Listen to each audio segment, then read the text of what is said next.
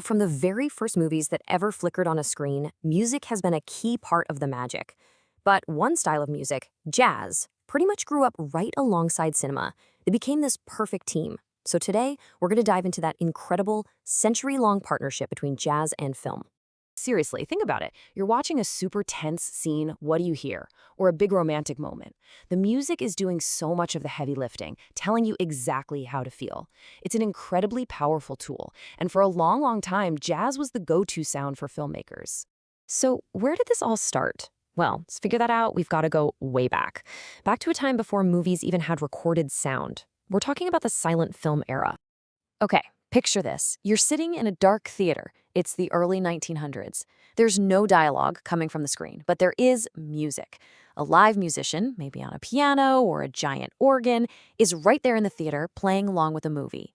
When there was a frantic chase scene, they'd pound out these energetic, upbeat jazz rhythms, and for a sad moment, a much slower, soulful melody. This was basically the very first handshake between jazz and cinema. All right, so here's the journey we're about to take. We'll kick things off in the 1920s with the invention of talkies. Then we'll sneak into the shadowy world of film noir. After that, we'll see how some rebellious French directors completely shook things up. And finally, we'll look at how jazz is still making a huge mark on the movies we watch right now. Okay, so once movies could finally talk and sing and play their own music, composers found this whole new way to use jazz. It wasn't just for a band playing on screen anymore. Nope, it became a secret weapon to guide the audience's emotions. And that secret weapon is what we call the score. It's all the background music that only we, the audience, can hear. Think about it like the soundtrack to a video game. The music totally ramps up when a boss battle's about to start, right? The score does the exact same thing, creating a feeling of mystery, excitement, or even danger. So this really breaks it down into the two main ways music shows up in a movie.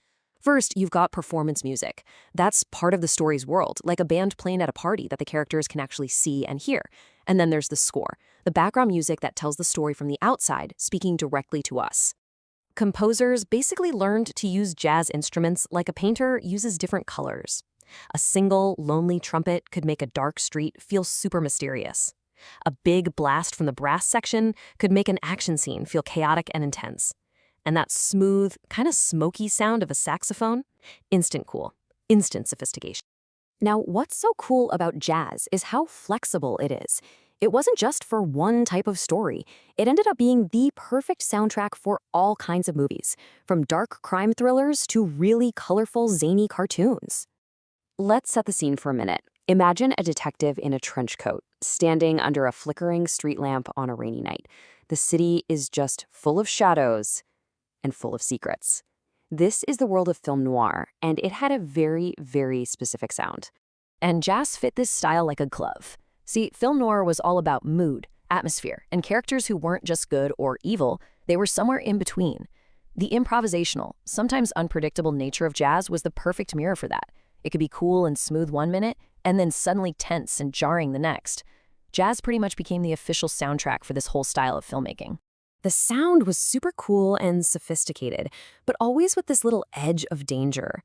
Composers would use what are called dissonant notes, notes that kind of clash on purpose, just to make you feel a little uneasy, a little off balance. And the saxophone, it became the signature instrument. Its sound could say, I'm lonely, I'm in love, and I'm in trouble, all in a single breath. But hey, jazz wasn't just for serious detectives in dark cities. Its wild, free-flowing energy was a perfect match for the totally imaginative world of animation. The fast-paced swing music could keep up with the craziest cartoon chase scenes, giving a unique personality to every single character on screen.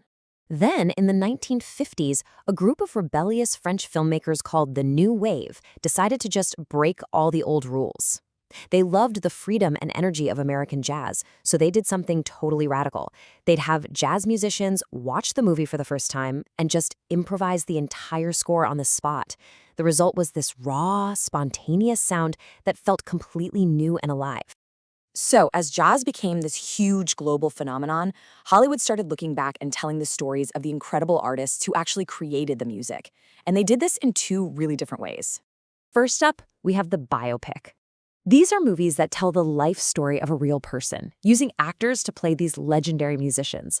They focus on the drama, the personal struggles, and the big triumphs, letting whole new generations discover the amazing people behind the music. And on the other side of the coin, you have documentaries. Now, instead of dramatizing a life with actors, documentaries use real interviews, old historical footage, and actual concert recordings to give you the straight-up facts.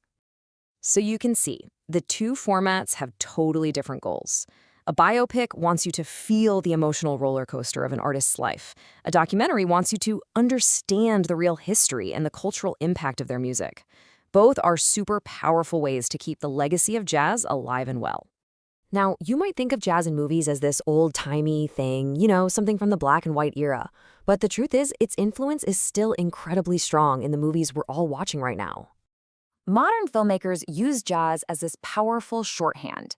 Need to make us feel like we're in the roaring 20s or a smoky 1940s club? Boom, use jazz. Need to show that a character is sophisticated, cool, or maybe a little bit nerdy and intellectual? A jazz score does the trick instantly. And you see it everywhere, from animated movies about finding your passion to intense dramas where becoming a great musician is the entire point of the story. The tools they discovered decades ago are still absolutely essential. You have to realize, movies acted like a global ambassador for jazz. As these films traveled all over the world, the music traveled right along with them. It introduced jazz to people who had never heard it before, influencing local artists and creating this massive, diverse, worldwide audience that's still growing today. And really, that's the magic of this whole partnership. It's not just entertainment, it's like a cultural time capsule.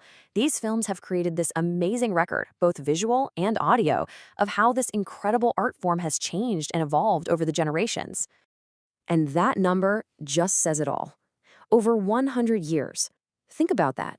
For more than a century, these two art forms have been growing together, changing together, and creating some of the most memorable moments in cultural history. It's pretty amazing. From live pianists in a silent movie theater to the complex digital scores we hear today, this relationship is always evolving. It really makes you wonder, right?